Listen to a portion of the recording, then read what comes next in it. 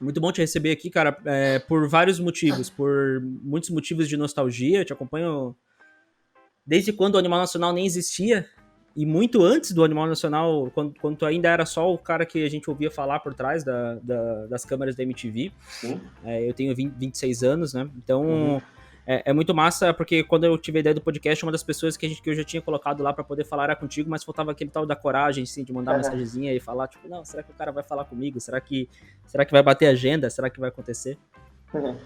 E uma das coisas legais, cara, que eu gosto do teu trampo é que eu vejo que tu é uma pessoa que é muito. Não, eu não vou chamar de multiplataforma, porque isso vem muito antes do multiplataforma, mas tu sempre foi ligado muito com música, e a música dá pra ver que faz parte da tua vida há muito tempo. Sim. E eu queria entender, cara, como é que começou? Isso veio de casa? Isso veio de. Cara, não, a minha família não é de estudar música, eu comecei a estudar música quando adolescente, daí me apaixonei. Como é que funciona isso, cara? Cara, a minha família não tem um background artístico. Minha mãe, ela basicamente era uma dona de casa, que depois virou cozinheira, depois da separação dos meus pais, quando eu tinha 8 anos.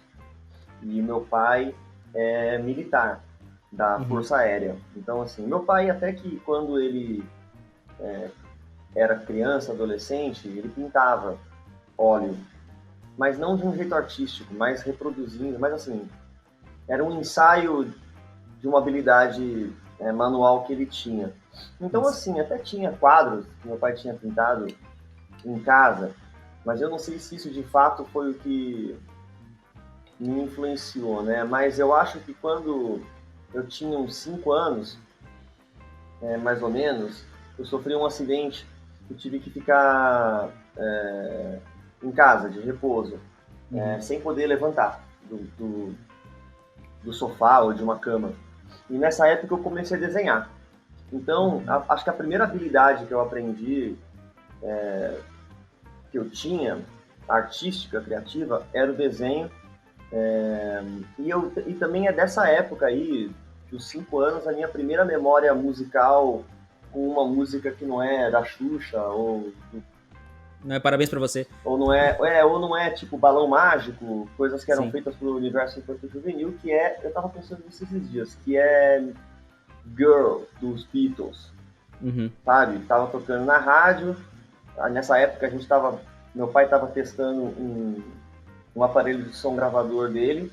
A gente Uhum. estava com aquela brincadeira de pegar microfone quando criança, ficar gravando coisa. E aí eu lembro, então assim, memória musical que eu tenho é dessa época, talvez onde a coisa tenha começado, né? Uhum. Mas durante a minha infância e começo da adolescência, era mais o desenho mesmo. Eu era o cara da classe que desenhava, as camisetas das equipes, da formatura, esse tipo de coisa. E eu, quando criança, também adolescente, cara, eu acho que por causa do MacGyver, né? Você lembra do Profissão Perigo?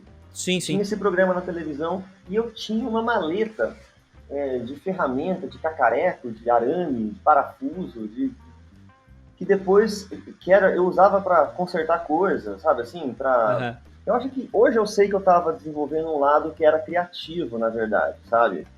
Hoje eu olho, assim. E aí depois eu também comecei a me meter com eletrônica, de montar sirene, assim. Então, Uhum. assim, com 12, 13 anos, eu tava com soldador na mão, né, fazendo placa de circuito, indo em loja comprar transistor, sabe? Assim, meu, Massa. tipo de... Isso e videogame, né? Mas, Uhum. cara, o tempo foi passando. E quando eu cheguei no final da oitava série, mais ou menos, a galera resolveu montar uma banda, eu não sabia tocar música. Nessa época eu tava começando a gostar de Guns N' Roses, Nirvana, começando a curtir um som, Ramones. E aí Uhum. sobrou pra mim a bateria, e aí a partir daí eu comecei a tocar. Eu fui aprendendo a tocar bateria. A primeira vez quando eu comprei a minha primeira bateria, eu lembro que eu troquei ela. Eu comprei, não lembro, cara. Comprei de um vizinho meu, sabe assim, que era uma bateria. Eu nem, eu nem sabia que era uma bateria, assim. Então, quando eu peguei, quando então, de fato, quando eu sentei numa bateria pela primeira vez, eu não tinha noção nenhuma do que era tocar um instrumento, sabe? E aí eu comecei a observar, e alguns amigos começaram a me dar um toque, aos poucos eu fui aprendendo, eu lembro que teve um momento em que eu peguei o fio da meada. Sim. Eu aprendi a fazer, em vez de fazer tá, tá. Eu aprendi a fazer tá, tá. Eu falei, mano, porra, agora eu peguei o groove da batera. Aí eu conseguia tocar as músicas do Nirvana. Aí a partir daí, cara, eu comecei de uma maneira mais autodidata, eu comecei a me desenvolver e observar mais os sons e comecei a aprender, entendeu? Eu acho que foi uma coisa que foi acontecendo, assim, e quando eu vi eu tava fazendo música e começando a tocar um instrumento. Aí a partir da bateria eu comecei a entender como é que tocava um baixo, como é que tocava uma guitarra. Já tava, depois de um tempo eu já tava com um estúdio de 4 canais gravando a banda que eu tinha lá em Pirassununga. Nessa época eu tinha uma banda, a gente viajava pra cidade vizinha para tocar cover, sabe assim. Aí eu mudei para São Paulo. Quando eu mudei para São Paulo eu já tinha algumas habilidades e já tinha um gosto musical. E comecei a trabalhar na MTV e entrei no Forgotten Boys. E aí eu entrei numa outra banda para tocar bateria também, porque eu entrei numa banda para tocar baixo, entrei numa outra banda para tocar bateria. De repente eu tava cantando, fazendo backing vocal, em pouco tempo eu tava compondo as minhas próprias músicas e uma coisa foi levando a outra, mas foi só no meio dos anos 2000 assim que eu comecei a ver o lance de tocar música de um jeito realmente profissional, né? Porque até então eu achava que isso era uma coisa que tinha que ficar em segundo plano, ou que isso não me daria dinheiro, e de fato assim, nunca me deu muito dinheiro mesmo, só hoje em dia que eu estou começando a organizar as minhas habilidades para poder transformar numa coisa mais empreendedora e para poder, né, ganhar dinheiro. A gente pode falar disso depois, sobre o que isso tudo virou hoje, né? Mas Sim. Eu acho que foi desse jeito que eu fui aprendendo a tocar. Eu acho que eu entendo que isso é um talento meu, sabe? Mas eu acho que o talento maior, no meu caso, é uma curiosidade muito grande, né?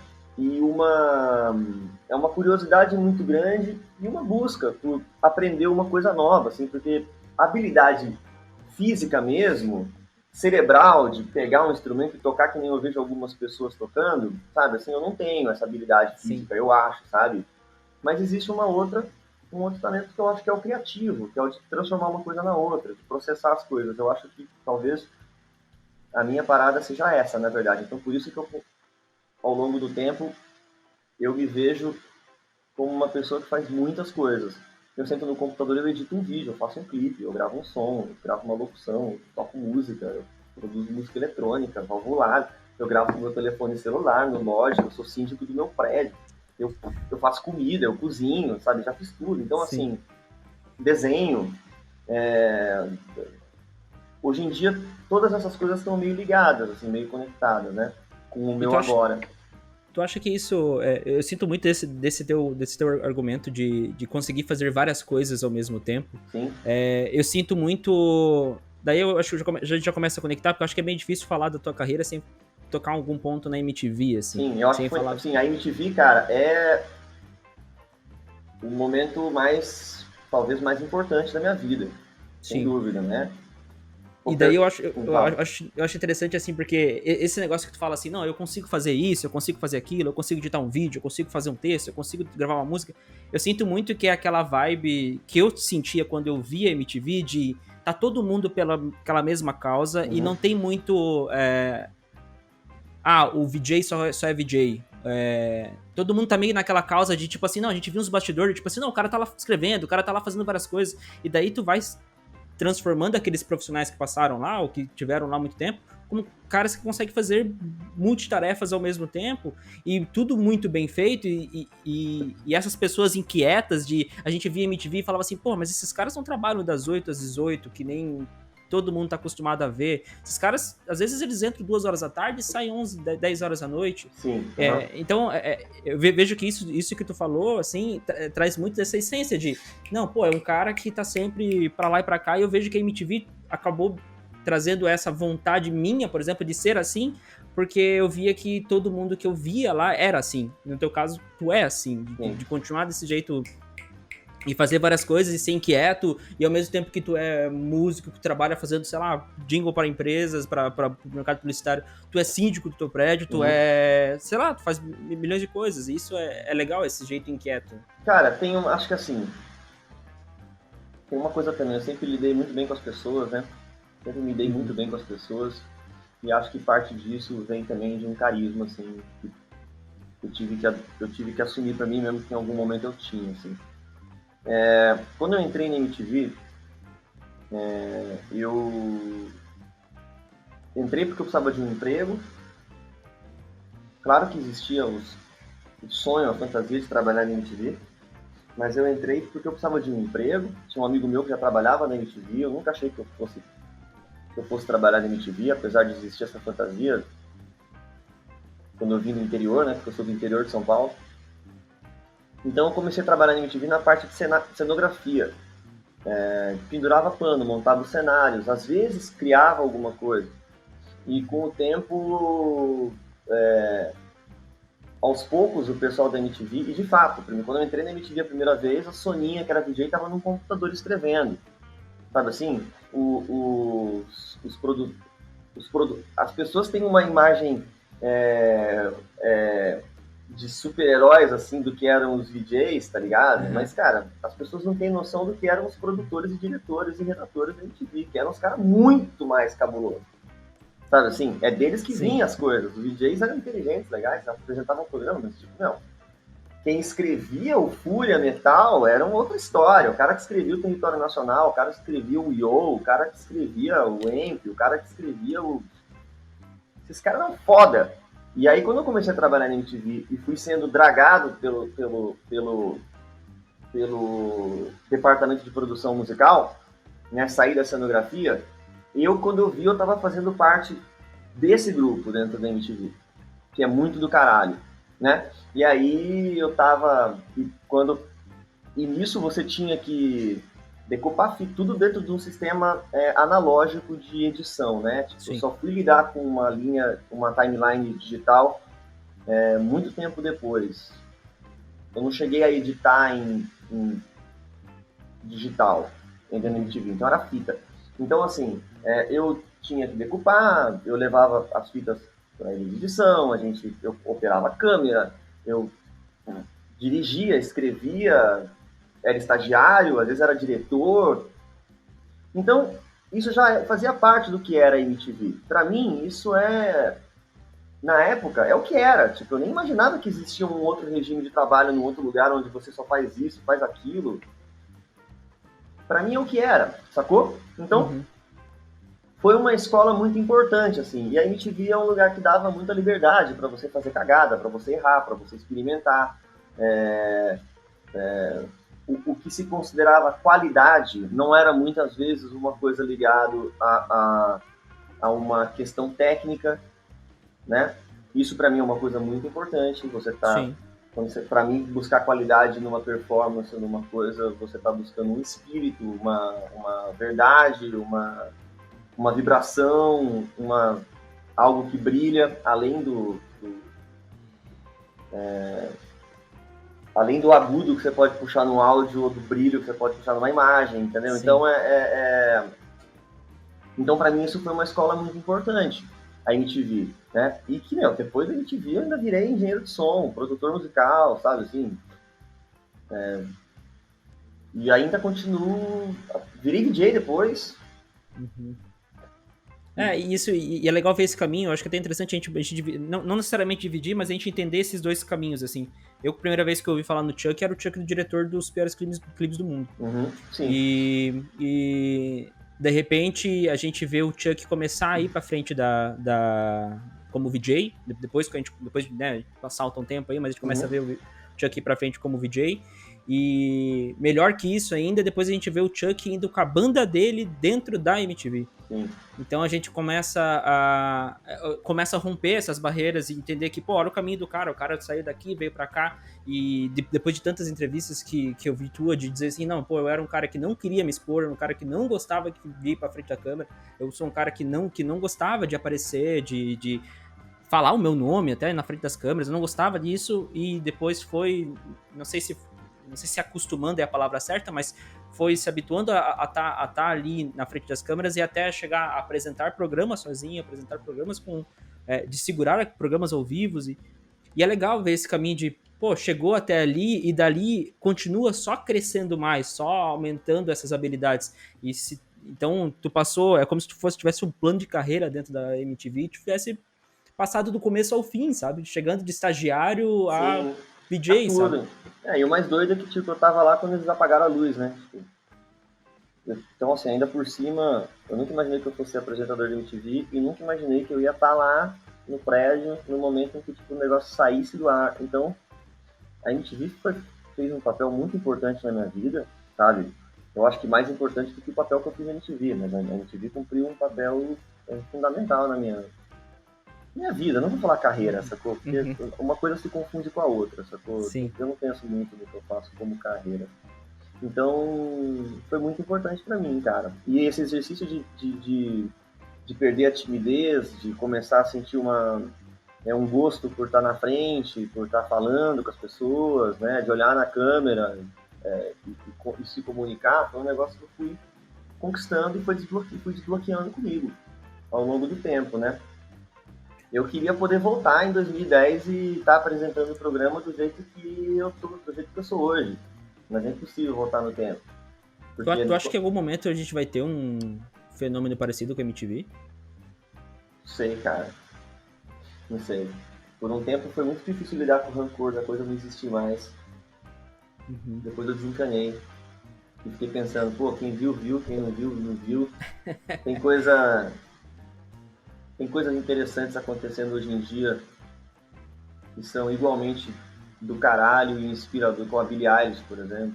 Tem a Billie Eilish no mundo, cara, nem só da MTV, entendeu? Hoje em dia. Sim. Então ela tá ali pra cumprir, pra levar pra frente aquela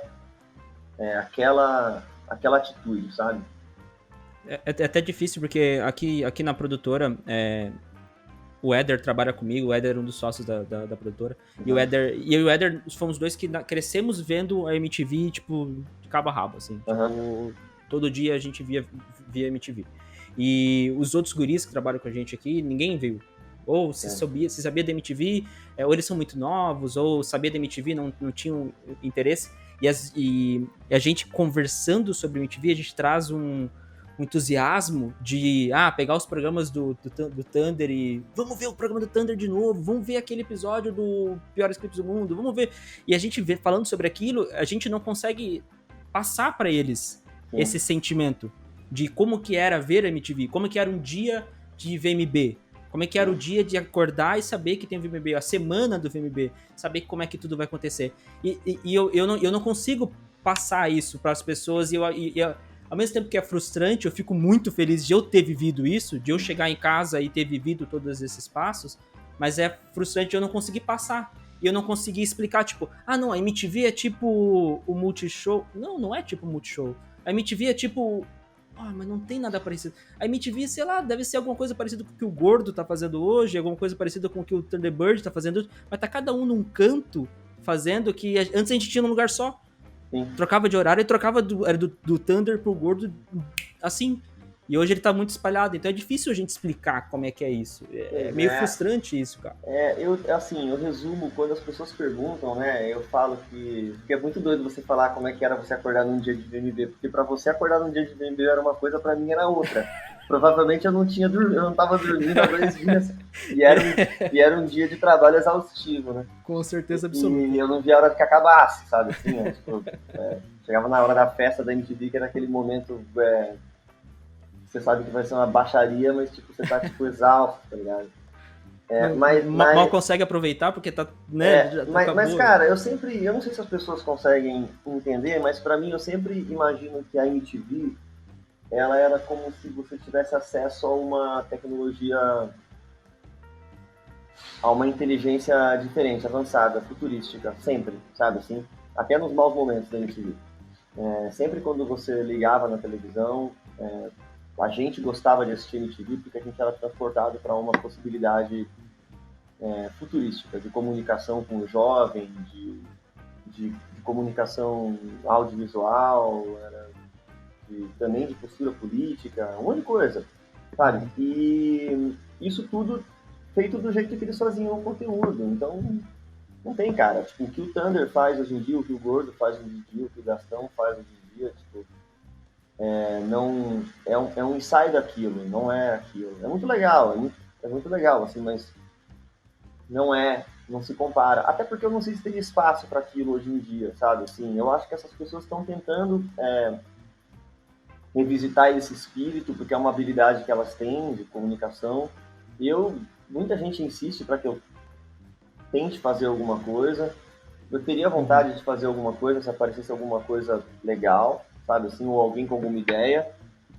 Mas eu mesmo prefiro ficar na minha. Eu acho que eu espalho a minha MTV de outras maneiras, sabe?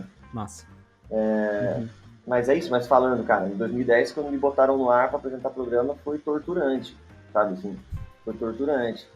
Hoje eu tô de boa, hoje ele coloca na frente da câmera que eu quero que se foda, entendeu? Mas naquela época foi torturante fazer as coisas, sacou? Sim. Só no final dos 3 anos que eu tava apresentando o programa, que eu já tava, tipo, solto, voando, aí o negócio acabou, sabe? É uma pena. Que merda. Cara, eu acho que a gente pode dar uma virada de página até pra gente só não ficar em MTV, porque tem coisas que eu quero conversar contigo que eu acho muito legais. Manda abraço. Como por exemplo, o Vespas, cara. O Vespas eu lembro de ser quase a minha banda da adolescência, assim, porque eu lembro de ver músicos fodas se reunindo e fazendo um som. E fazendo um som na DEC. Que pra mim a DEC era sempre assim, meu, Rafael Ramos é Deus, né? Pra mim era assim, meu... Quem produz com a DEC vai dar muito certo. Eu lembro que o Rancor, não sei se o Rancor fechou o Seiva com a DEC antes ou depois de vocês, mas eu lembro que assim que o Teco falou, tipo, não, a gente fechou com... Foi um show livre que ele falou, inclusive, ele falou, a gente fechou com a DEC, e eu falava, porra, a DEC, sei lá, não é que nem o Rick Bonadio, sei lá, que vai torturar os caras e fazer um single totalmente pop pra jogar na Malhação. E o Vespas começou com o Animal Nacional já na DEC. Cara, mas eu conheço o Rafael Ramos desde 1999. Sim. E assim, conheço desde 1999. E como amigo, melhor amigo? Cara, mesmo? A gente se conheceu durante a gravação do quiz, ele trabalhava, né? Na época eu tinha o Forgotten Boys, o Rafa era muito mais novo, mas já era, tipo, cara... entusiasmado pra caralho, e nessa época ele tinha Tamborete, e eu lembro que aí ele lançou uma coletânea de músicas de 1 minuto, e aí eu lembro que o Forgotten entrou. Mas assim, desde essa época eu converso com o Rafael de mandar e-mail, todas as demos que eu já gravei na minha vida, eu já mandei pro Rafael, né? Sempre pra mim ele foi aos poucos a gente foi ficando mais amigo, mais conhecido, sabe? Assim, e hoje em dia a gente tem uma relação que é muito mais de amizade do que profissional, sabe? Mas foi uma amizade que foi crescendo ao longo do tempo e que durante um tempo a gente teve uma relação que era profissional também, que era o Vespas, né? Sempre foi uma vontade minha trabalhar com o Rafael, né? Eu nunca pedi para trabalhar com ele, eu sempre esperei que esse tipo de coisa acontecesse de uma maneira espontânea, através de um interesse dele, e sempre mandei as coisas que eu tinha para ele, cara, do jeito que uma pessoa tem ideia me manda as paradas pros outros, sacou? Às vezes eu tinha uma resposta positiva, às vezes eu tinha uma resposta negativa, mas eu mandava porque eu achava que eu tinha esse canal aberto, então de vez em quando eu estava mandando coisa pra ele. Então o Rafael, de alguma maneira, ele acompanhou tudo que eu sempre fiz. De uma maneira curiosa também, porque ele gosta de mim, e torcendo também por mim, sabe? Assim, porque ele gosta do que eu faço, de como que eu faço, desde sempre. Então a gente mantém contato. É uma admiração mútua que a gente tem. Em algum momento eu comentei com ele, falei, cara, eu tô com essa banda, que tem essa proposta, que tem, né? E aí, mas assim, era a quinta banda que eu tava mostrando pra ele. Eu achava que dessa vez o Vespas era uma banda que talvez traria mais interesse pra ele, porque era uma banda que fazia um rock português, uma coisa mais pop, né? E ele se interessou e a gente começou, gravou o Animal Nacional. E aí deu no que deu, assim, o disco foi indicado ao Grammy. A gente tocou no programa da Fátima Bernardes, Lollapalooza. De repente, eu estava lidando com uma banda com possibilidades, né? Mas isso também começou a me estressar ao longo do tempo, assim, sabe? Essa expectativa de fazer uma coisa acontecer. Eu também não estava muito bem da cabeça e acabei saindo da banda. Mas, pô, durante o tempo que eu toquei na banda, eu fiz muita coisa. Aprendi muita coisa. sabe? Eu lembro que foi a primeira vez que eu vi o Dé tocar. Ele já tocava no Sugarcane, Sugarcane. sim. Isso.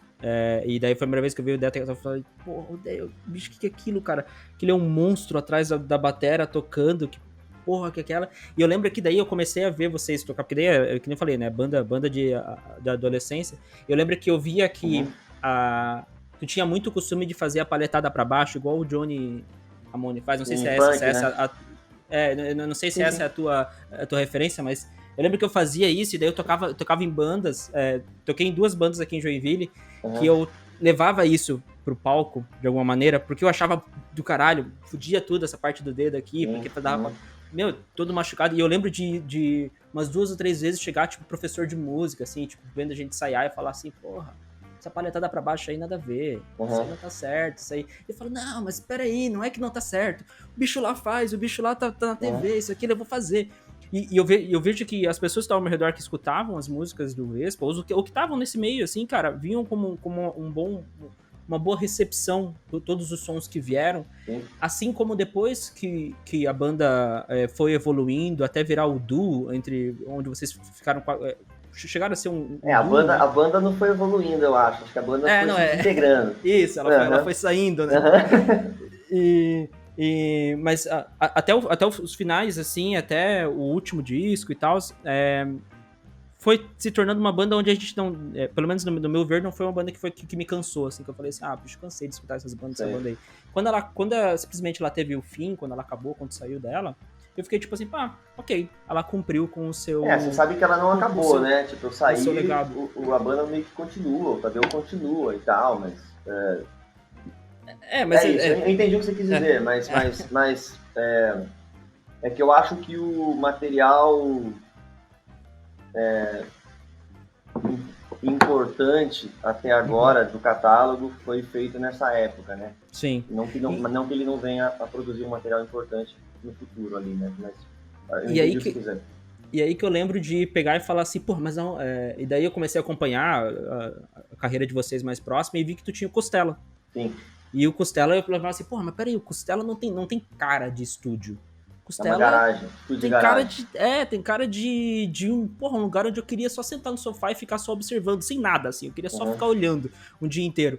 E eu via também, quem tava. Eu vivia num círculo de amigos que consumiam as mesmas coisas e eles tinham essa vontade, porra, a gente tem que ir lá gravar no Costela com o Chuck um dia. Uhum.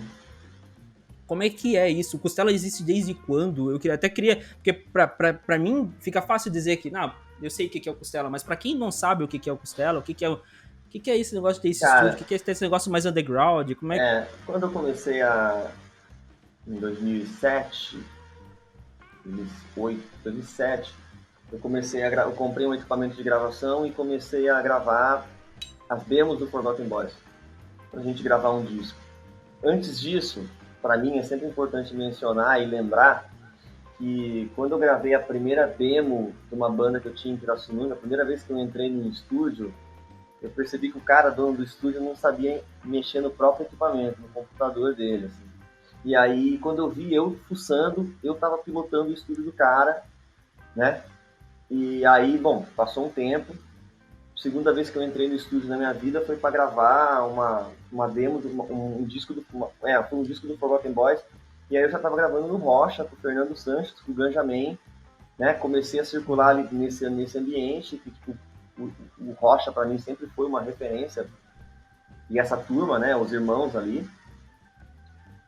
E aí, depois de um tempo, o Forgotten Boys, eu gravei a demo do Forgotten Boys, comecei a botar microfone nas coisas da REC, Uhum. e quando a gente foi gravar o disco dessa demo, a gente gravou com o Roy Cicala, que é um engenheiro de som, já era velho, tadinho, era um senhor, mas ele tinha vindo de Nova York, ele era um dos donos do Record Plant, que é um estúdio lendário. Lendário do nível, assim, sei lá, Jimi Hendrix tocou no Record Plant, o Bruce Springsteen gravou Born to Run no Record Plant, sabe assim? Uhum.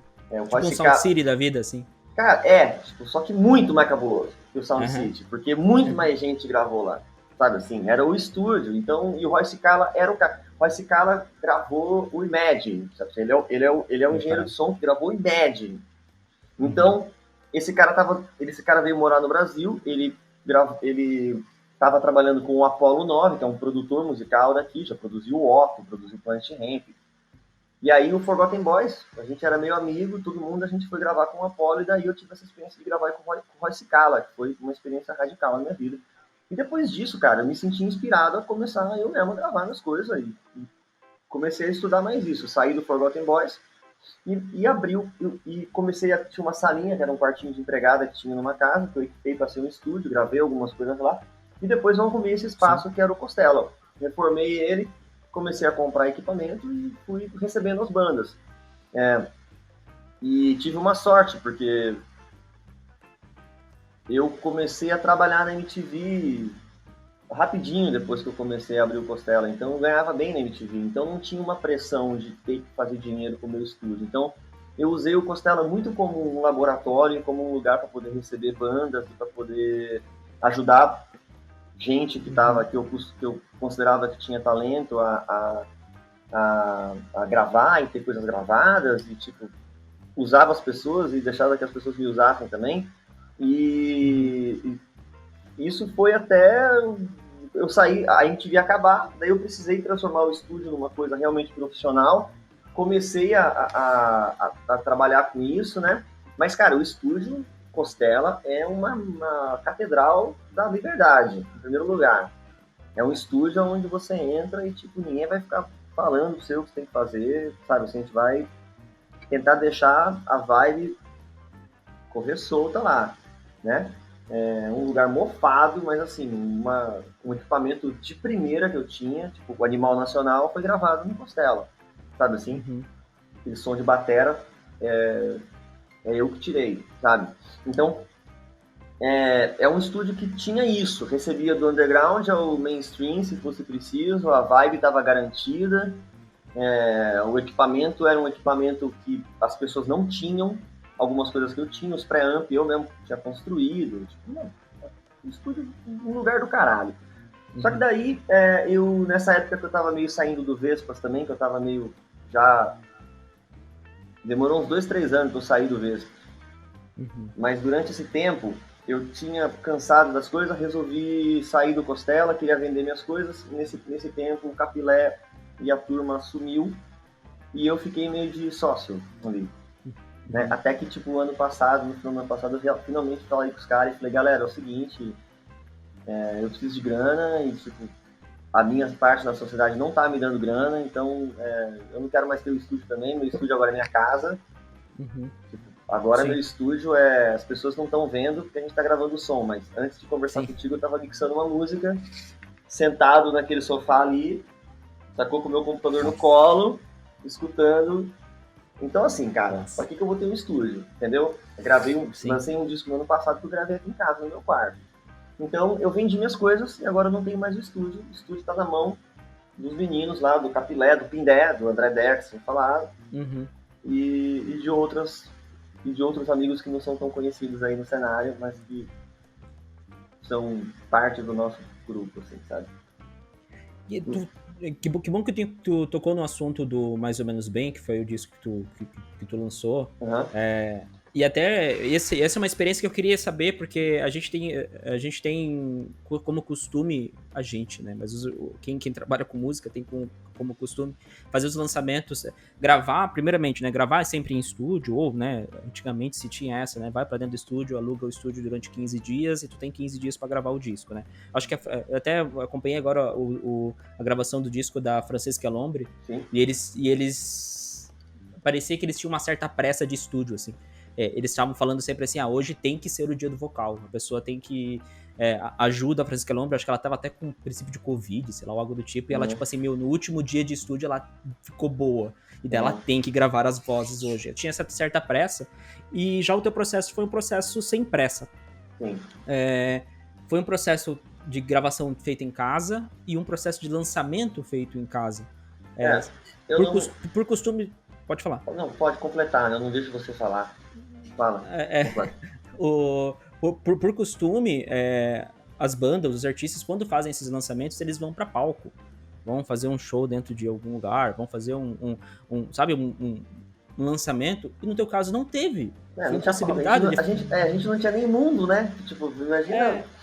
Como é que é isso, cara? Esse, em primeiro lugar, é um disco que não era pra ter existido, porque eu nunca imaginei que eu fosse gravar ele, eu nunca imaginei que a gente fosse entrar em pandemia.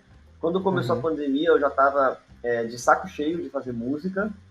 Eu imaginei que eu ia estar fazendo as músicas que eu tô fazendo hoje, eu não sei se você tá ligado, mas eu tô lançando umas músicas meio instrumental, lo-fi, que eu tô botando na internet aí. Mas eu não imagino que a gente ia ter pandemia, não imaginei nada. Quando eu vi, eu tava gravando esse disco. E despertou o interesse lá do Rafa e eu gravei o disco inteiro aqui em casa. A gente mixou o disco e lançou. E, assim, o disco não era pra ter existido praticamente, mas ele existiu e hoje em dia eu não sei nem pra quem que eu lancei o disco, sabe assim? Eu fiz uns clipes, eu produzi um negócio, eu explorei um pouco o que dava pra fazer, mas, tipo, é muito louco. Hoje em dia, quando eu penso no disco, é um disco que tá, assim, eu larguei pra trás, sabe assim? Eu tô, tipo, mano, não tô nem pensando. Uma hora, se for o caso, eu volto a tocar essas músicas, assim, mas eu, tipo, cansei. Mas, assim, é um disco que eu gravei inteiro, em casa, sozinho, praticamente. Às vezes, meus amigos gravavam as coisas pra mim de uma maneira remota, mas foi um disco que eu produzi e fiz tudo em casa, cara. Foi um processo, antes de tudo, foi um processo extremamente terapêutico pra mim. Durante o começo ali, um momento da minha vida que eu guardo com muito carinho, onde basicamente o que eu fazia era gravar meu disco e tomar café, sabe assim? Então foi muito bom. Mas aí eu lancei esse disco, chama Mais ou Menos Bem. Quem estiver ouvindo, procura nas plataformas. E antes desse disco eu tinha lançado já umas 14 músicas que eu tinha gravado usando meu telefone celular, gravando tudo no GarageBand, usando o microfone do telefone celular. Depois eu descobri que tinha um monte de gente fazendo isso, né? E hoje em dia, cara, então assim, esse negócio de entrar num estúdio, mano, eu acho que eu nunca mais vou entrar no estúdio, só se alguém me implorar pra entrar no estúdio, sabe assim? Se tiver garantido que vai ser um negócio legal, mas tipo, pra mim não faz mais sentido muito, assim. E é uma coisa doida, assim, porque se você for ver bem, cara, o disco do ano passado, que ganhou todos os Grammy de todos, foi o disco da Billie Eilish, foi gravado no quarto deles, sabe assim? Então, tá provado que, é claro, você tem que ter uma qualidade técnica, você tem que ter um monte de coisa, só que antes de tudo vem o coração, vem a criatividade, vem o que você tem para falar e como que você tá arrumando, quais são as ferramentas que você tem e o que você sabe fazer com elas para você botar aquilo para frente, sabe assim? Então, o disco da Billie Eilish, que é um disco dos melhores discos já lançados, assim, foi gravado num quarto. E em vários momentos você ouve o quarto enquanto você está ouvindo o disco, sabe assim? Então, isso...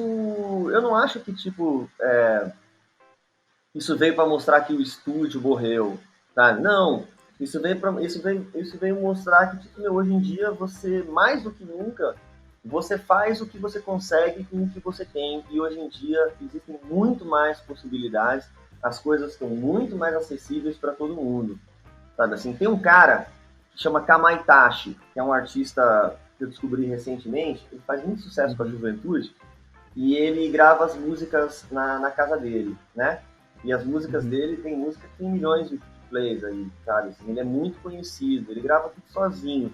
Se você vai ouvir as músicas dele, cara, ele pegou um violão, deu um rec no telefone celular e publicou. Violão desafinado. O que muita gente fazia no SoundCloud, pegava a música, gravava ali, só jogava e falava. Isso, assim, seu professor de guitarra ia ficar louco se ele ouvisse. Sabe? Ele ia falar, mano, mas tá desafinado o violão Como dele. Assim? Mas ele canta mal. Sabe assim? Só que é do caralho. Sacou? Sim. É tão do caralho que o cara tinha que gravar, pegou o telefone, ele não gravou porque a estética que era, é porque tinha que ser feito. Sacou? E virou daquele jeito lá. Então de alguma maneira o que eu tava fazendo tá conectado com o espírito de um tempo aí, mas pra mim era o que dava pra fazer com o que eu tinha, sabe? E eu acho que esse é o espírito do tempo, entendeu? É por isso que é conectado com o espírito do tempo, não é por causa da plataforma. E aí, o lançamento do disco, a gente foi lançando música por música, lança um single, lança esse, lança aquela. Aí foi o Rafael que me ajudou com isso, lá com a DEC, né? Eles me ajudaram com uma assessoria de imprensa, um pouco e tal, mas eu fui até onde dava para empurrar o disco para as pessoas, porque eu não sei se, tipo, sabe assim, teve muita gente que gostou e tal, mas eu não sei se o mundo precisava do meu disco. Então foi um disco que eu lancei assim, diz aí, ouve aí. Toma. E aí. Fala É aí, isso. fala o que tu achou. Depois aí, tá. Mas, cara, tive muita crítica legal, teve muita gente que escreveu um monte de coisa muito legal de eu ler, sabe assim? Teve muita gente que recebeu as músicas de um jeito muito bom. E foi muito bom compartilhar essas músicas com quem eu estava compondo e pro meu clã de juízes, de amigos que eu tenho, para quem eu fico mandando coisa enquanto eu tô fazendo. Então foi muito bom. Eu aprendi muita coisa depois desse disco aí. Massa. Até uma coisa que tu falou ali, eu joguei ele no mundo, né? Eu joguei esse disco no mundo.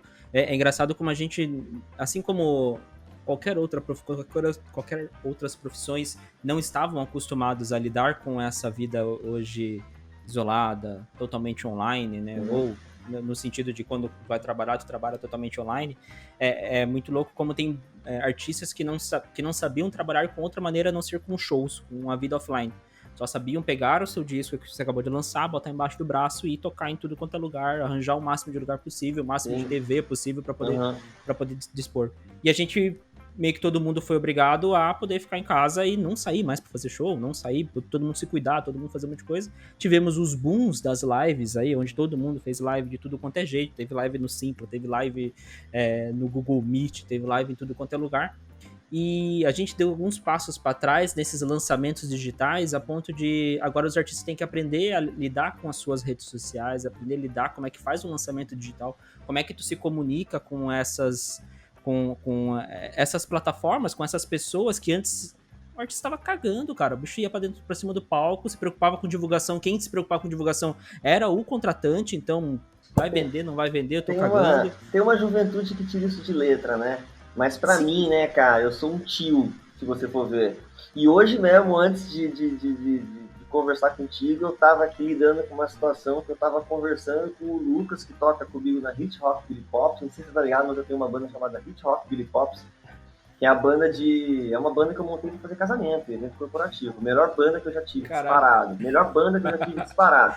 Mas a banda deu uma pausa, porque apareceu a pandemia. E a gente tem postado coisas no Instagram, mas a gente tava discutindo justamente, tipo, como é que posta as coisas no Instagram? Sabe assim, vai lá e posta, escreve alguma coisa, solta um teaser antes.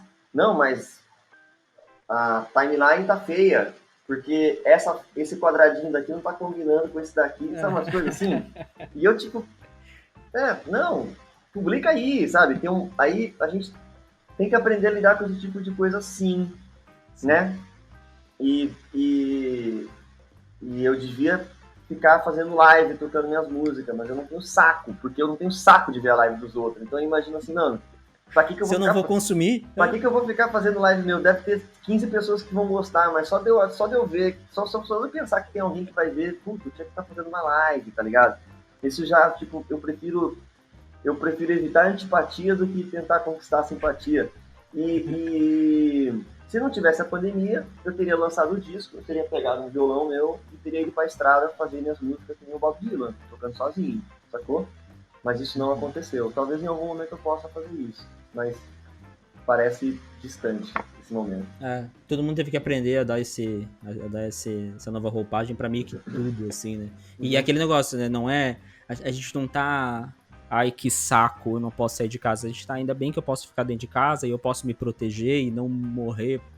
Eu tô numa mistura sim, eu levo uma vida muito privilegiada em relação a isso. Principalmente eu fico feliz de eu ser uma das pessoas que entende a gravidade do que tá acontecendo e não nego.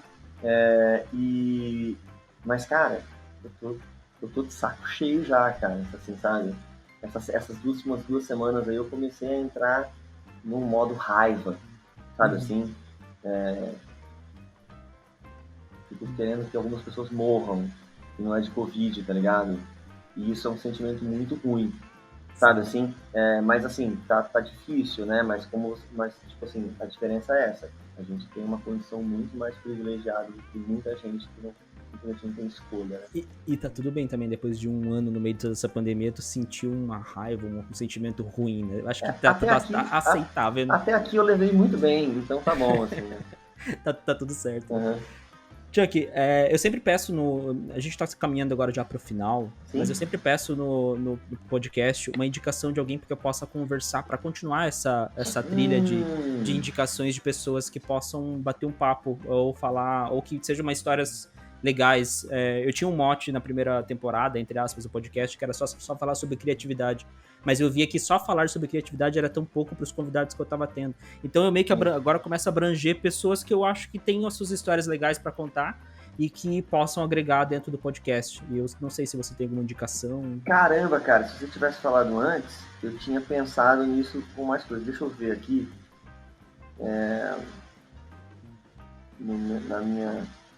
Na minha turma aqui. Cara, o próprio, não sei, o Juliano, né, que a gente tava falando, que era baterista lá do Devil and the Mentals. Ele é um cara que tem feito um monte de coisa legal. Eu tenho um amigo que tem que ver se ele toparia conversar, mas ele é uma pessoa que não é muito conhecida, assim, né? Não tem E problema. eu gosto dele porque ele é um amigo.